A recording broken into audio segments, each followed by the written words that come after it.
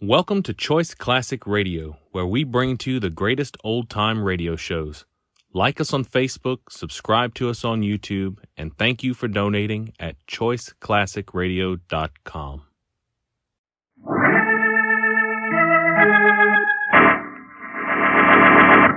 From New York City, the makers of Clipper Craft clothes for men and more than 1,200 leading retail stores from coast to coast present that immortal character created by Sir Arthur Conan Doyle, the world's most famous detective, Sherlock Holmes, starring John Stanley.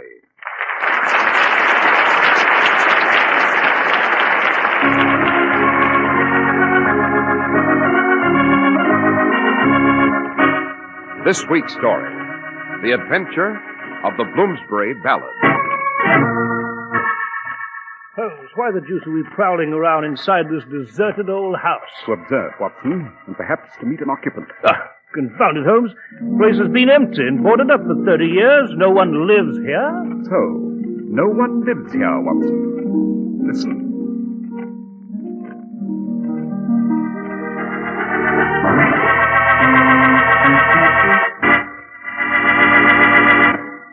We're at the door of Dr. John Watson's study, and we're about to hear another of his adventures with the fabulous Sherlock Holmes.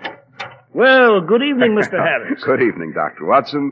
What memoir do you have for us tonight, sir? I called it The Adventure of the Bloomsbury Ballad, Mr. Harris. And after you presented your audience with a few facts on Clipper Craft clothes, I shall be very glad to tell you the whole story. Thank you, Doctor. Consider the words inexpensive and value. Now, the price of a suit tells you whether or not it is inexpensive, but tells you nothing about its quality. So you must consider not only the cost, but also what you get for your money before you can be sure you have a real value. And two words that really, truly mean honest value are Clippercraft, because Clippercraft means higher quality at lower prices. And Clippercraft clothes are available at your local independent Clippercraft dealer, the store you can trust. You can always identify these clothes by the famous Clippercraft label, the wheel of a clipper ship. Just examine Clippercraft's expensive-looking topcoats and overcoats at only $40 to $47.50. Then check Clippercraft's handsome new zipper-lining topcoats, and you'll see how much less you'll pay for quality that's finer. Yes, for the real meaning of the word value, just compare Clippercraft with clothes selling for many dollars more.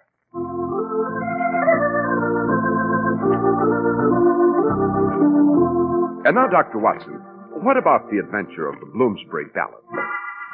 Well, Mr. Harris, it took place just before the turn of the century, in December of 1899.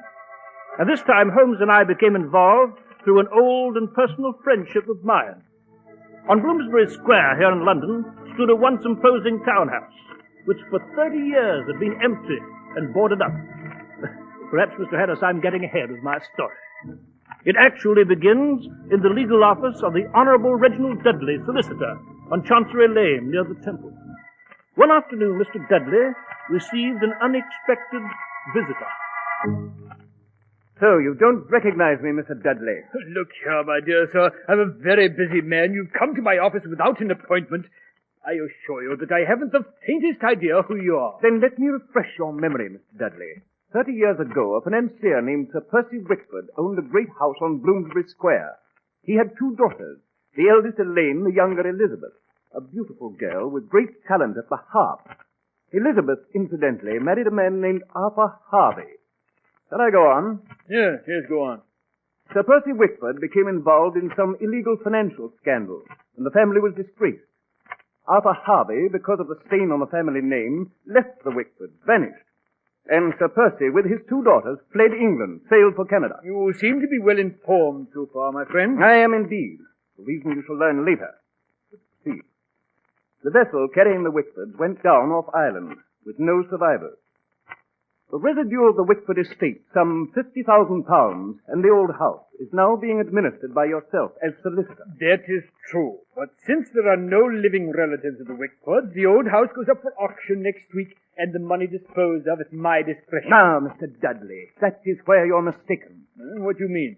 There is a living relative of the Whitfords. Oh, indeed. Who? Myself. I am Arthur Harvey. You are Yes, Arthur... Mr. Dudley, and I have the credentials to prove it.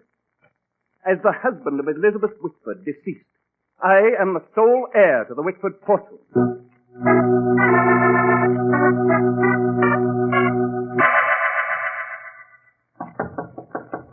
Yes? Who is it? The room clerk here at the hotel, Mr. Harvey. I have a message for you, sir. Oh, just a moment. What the? You! No! No, don't!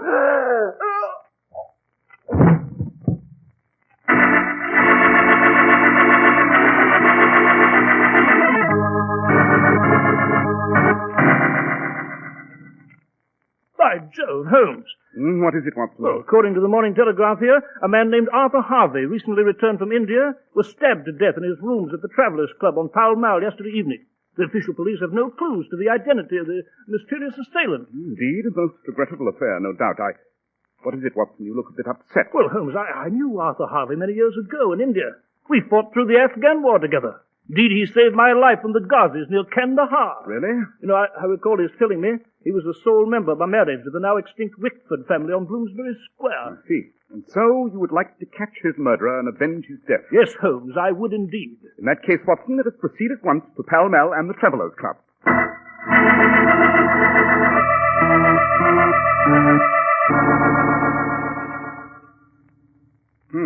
Lucky the official police haven't moved the body yet. Arthur Harvey here was stabbed at the entrance to the door here, fell back into the room, dressed in nightrobe and on the point of retiring. The knife was plunged deep and straight into the heart, and... Aha! What is it, Holmes? Note, Watson. Observe on the dead man's nightrobe a tiny bit of yellow paper in the shape of a star. What about it? This is a bit of paper clipped by a railway ticket collector's punch. You mean Harvey here was riding a train just before... No. The killer was riding a train before he came here, Watson. This bit of paper from the ticket collector's punch clung to his coat. When the assassin stabbed Harvey, the paper remnant was transferred from the killer's coat to Harvey's nightrobe in the close contact. Now then, Watson. Yes, Holmes? I recall reading that the Wickford house on Bloomsbury Square is up for auction next week with a solicitor named Reginald Dudley as administrator. That is correct. Add to that the fact that Arthur Harvey here was the legitimate heir to the property, and we have an intriguing problem. By Jove, Holmes, you're right. Quite. But now suppose we divide forces. You investigate the origin of this ticket punch with the London railway system, and I shall pay a call on Mr. Dudley.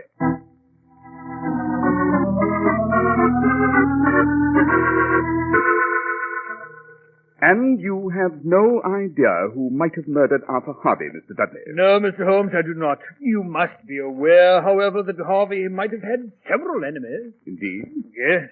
You see, there are still many claimants to the Wickford estate. Some impostors, some with vague claims. Some of these people were desperate for money, and, well, you understand? Yes, quite. To destroy the only legitimate heir would re-establish other claims in the court. An obvious conclusion, Mr. Dudley. Perhaps too obvious. And before I leave, Yes. You are left-handed, are you not, Mr. Dudley? Well, yes, I am, but how did... A few elementary observations not worthy of explanation.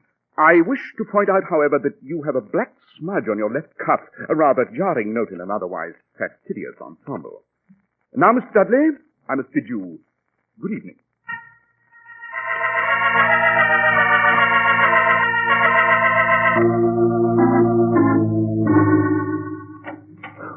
Watson, any results? Holmes, I've been running around London like a madman trying to trace down that ticket punch. I've been to every railway station above and under the ground. Oh, come, man, get to the point. Did you find the origin of that ticket remnant? Yes, Holmes, I did. It was used last night by a collector on the Central London Railway. And he used that particular ticket punch between the stations of the British Museum in Bloomsbury and Chancery Lane. Bloomsbury to Chancery Lane. Capital, Watson. You've completed a first-class bit of investigation. We're making excellent progress. Come, let's be off. Where to, Holmes? Bloomsbury Square. I should like to have a look at the old Wickford house.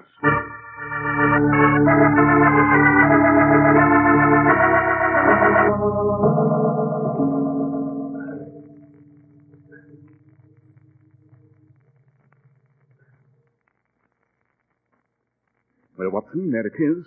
The old Wickford house. Yes, Holmes. Confounded, why are we down here on Bloomsbury Square in the dead of night just to look at Look. it? Where? At that window on the upper story. A light. Light? I don't see any light, Holmes. You must be mistaken. On the contrary, I'm quite sure I saw the glimmer of a light, and I'm positive this house has an occupant. The place has been deserted for 3 decades. Has it, Watson? Suppose we effect an entrance and see for ourselves.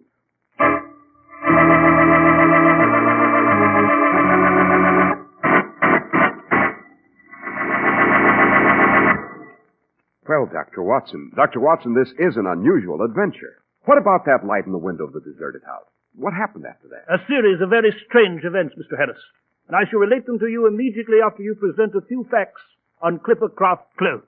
You may not know it, but you have a personal value scout right in your own hometown. Your private agent is the friendly independent store in your community that sells clothes with the Clippercraft label. Your Clippercraft dealer spent plenty of time seeking out the greatest clothing value your money could buy. And naturally, he chose Clippercraft. And why wouldn't he?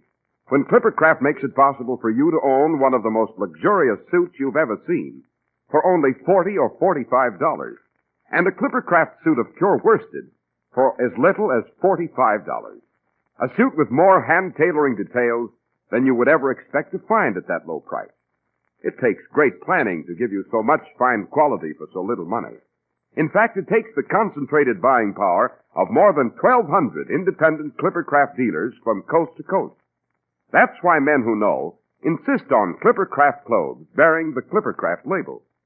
So be sure to visit the Clippercraft store in your city. These leading stores in the metropolitan area are proud to add their names to Clippercraft in your suits, topcoats, and overcoats. In Manhattan, John Wanamaker Men's Stores, Broadway at 8th and 67 Liberty Street. Saks 34th, Broadway at 34th. In Brooklyn, Abraham and Strauss. In Newark, New Jersey, Boulevard Men's Shop, Kresge, Newark. And in Jamaica, the B&B Clothes Shop, 16408 Jamaica Avenue.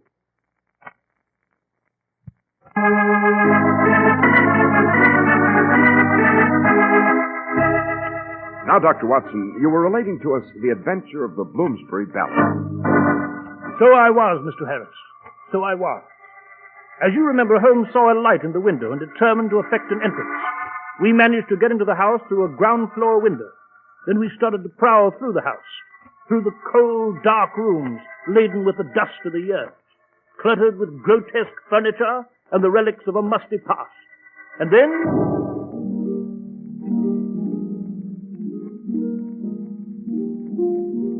By Jove! By Jove!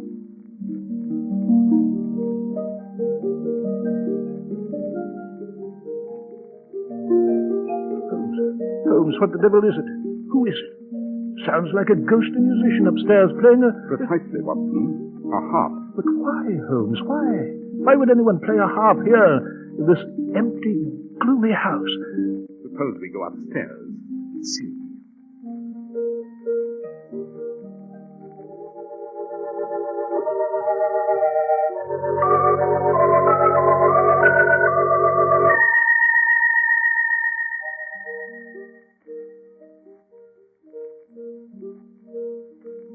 Watson, music's coming from behind this door. Suppose we enter and meet our ghostly musician.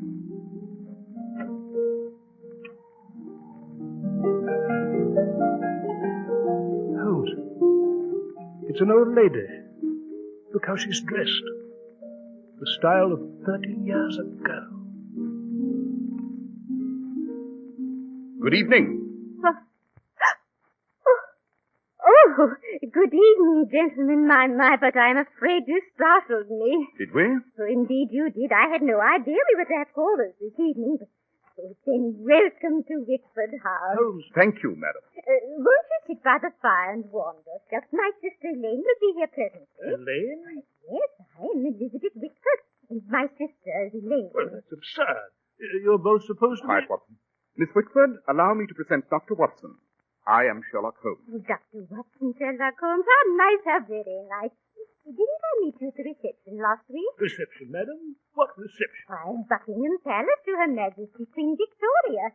I must say Her Majesty looks very young for 35. Oh, Queen Victoria's gone, you know.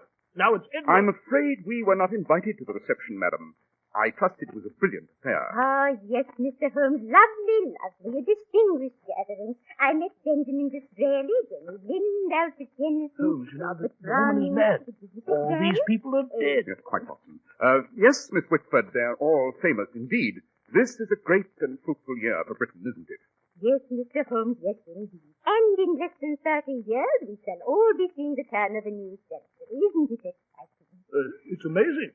In a few days now, it will be the new year, 1873. Oh, I do wish Arthur was with me now. Arthur? Oh, yes. Arthur Harvey, my husband. You see, I am really Mrs. Arthur Harvey. But, Arthur left me not long ago. Something about one of Father's unfortunate financial transactions. It's Percy Rickford, you know. And you don't know where Arthur is? No, Mr. Holmes. But every evening at this time here in my house, I play the harp. Arthur loves the harp. In that selection I was just playing was his favorite. I play it in the hope that he will return to me someday. Let us hope, madam, that he will. Elizabeth! Oh! Elizabeth, is there someone with you? Oh, Elaine, come into the sitting room, my dear. Elizabeth, I was once... Oh. Elaine, this is Mr. Holmes, and this is Dr. Watson. My sister Elaine with me. How do you do? I cannot say that I've had the pleasure.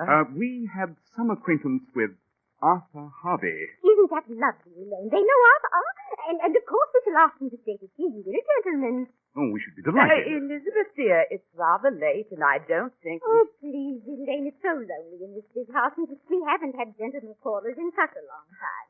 Very well. Suppose you continue with your music, Elizabeth, until tea is ready. I'll chat with our two guests in the library. Oh, you are such a dear, Elaine. Oh, won't it be cozy to have tea before the fire again?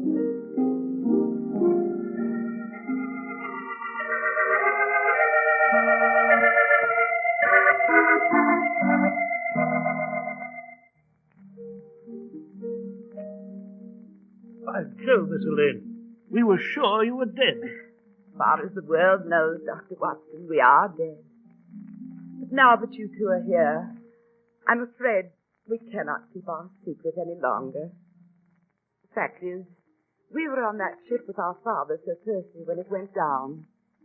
But Elizabeth and I found a raft and made our way to shore. Yet you deliberately concealed the fact that you were alive. Yes, Mr. Holmes. After our father disgraced us, we wanted to hide from the world. And you've lived here in absolute seclusion for 30 years. Yes, Dr. Watson, for 30 years. No one else has ever been here. No tradesman, no other visitor. I go out only at night to purchase the necessities. I see. Rather unusual situation, Miss Watson. I should say so. Miss Elaine, about your sister Elizabeth, I can't say I quite understand. Oh, Elizabeth. Well, you see, I'm afraid she's a little unbalanced, Dr. Watson. The shock of the family disgrace, the disappearance of her husband, the shipwreck, all caused her to lose her mind. She actually thinks she's living back in 1872. Yes, so we gathered. But as to Arthur Harvey, Miss Whitford, I presume you have not yet heard the news. What? Arthur Harvey is dead. Arthur? Dead? Yes. He was murdered here in London last night. Oh, I see. Well, perhaps it is just as well. Elizabeth was beyond our hope long ago, and she could not stand another shock. I ask only that you gentlemen humor her, as I have, while you are here. We will indeed. You can count on us, Miss Whitford. Thank you, gentlemen. And now, shall we go in to tea?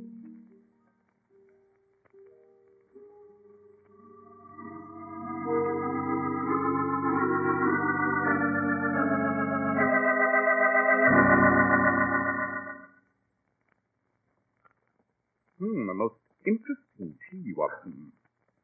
Oh, here we are at the rear entrance. Jove, Holmes, it's fantastic. Those two elderly women living alone in this gloomy old house. Living in the past. Holmes, what the deuce are you looking at? The surface of this long pathway to the street. There's a layer of coal dust on it. What of it, Holmes? They burn coal in the fireplace. Precisely, Watson, and you couldn't have failed to observe that the coal scuttle of the hearth was almost empty, and that the two elderly ladies will need more fuel by tomorrow night. What the devil are you talking about? The Whitford sisters? Are not the Whitford sisters, Watson. They are clever impostors working with the assassin who killed your friend Harvey.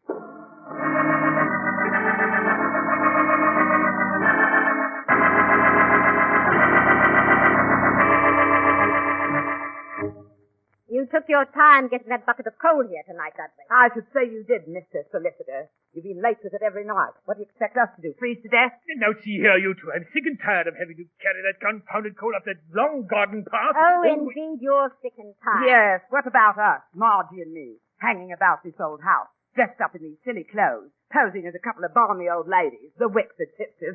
You'll just have to see it through until the auction comes off and the authorities discover you living here. No, very well, we'll see it through. But we each get a third of the inheritance, mind you. You'll get it. And while we're on the subject of discovery, it might interest you to know we had a couple of gentlemen callers last night. Gentlemen callers? Who? Sherlock Holmes and Dr. Watson. Not that they found anything. We pulled the wool over their eyes, we did. Sherlock Holmes. Precisely, Dudley. Holmes. Dr. Watson and I decided to return again tonight for more tea, Dudley. And I'd advise all of you not to make a false move. My colleague has a pistol, as you see, and he will not hesitate to use it.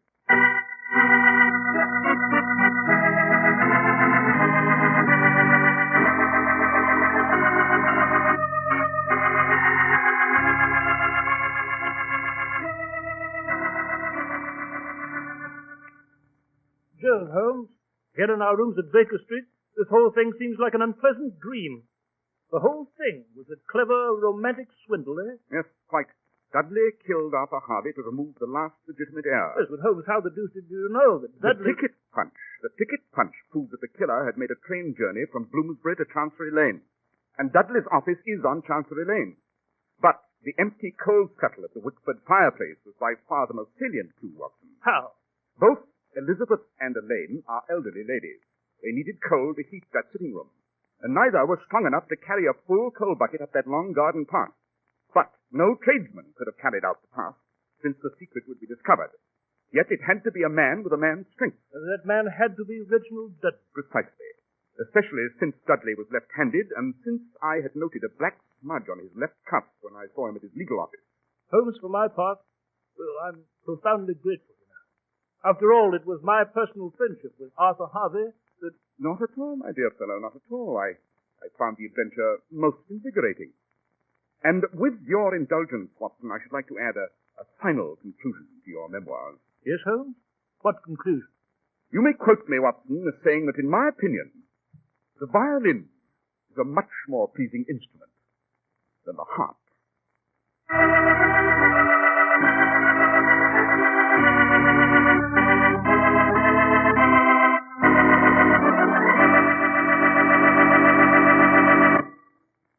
Well, Dr. Watson, that was an interesting adventure. Thank you, Mr. Harris. And, Doctor, what adventure will you relate to us next week? Next week's story, Mr. Harris, is called The Adventure of the Devil's Foot. It concerns some wild laughter, a lamp that burned by day, and a strange footprint in the garden.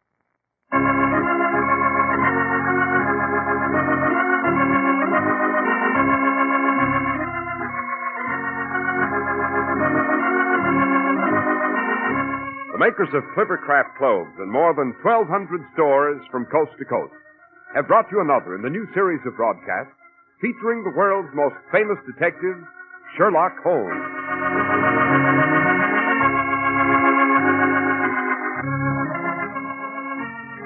Our stories are based upon the character Sherlock Holmes, created by Sir Arthur Conan Doyle, and the program is produced and directed by Basil Loughrane. Sherlock Holmes is played by John Stanley, Dr. Watson by George Selden. This week's story was written by Max Ehrlich with special music by Albert Berman. If you don't know your Clippercraft dealer, write Clippercraft, 200 Fifth Avenue, New York City. Infantile paralysis knows no mercy. It stalks the country, leaving its hideous mark on helpless little children. It must be stopped, but it can't be stopped without your help.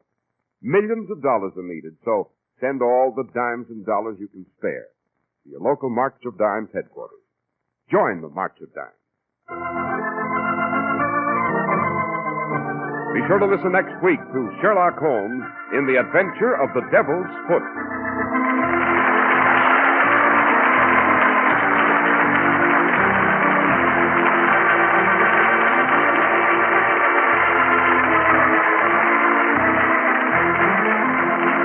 This is Cy Harris speaking for Clippercraft Clothes. This is the Mutual Broadcasting System.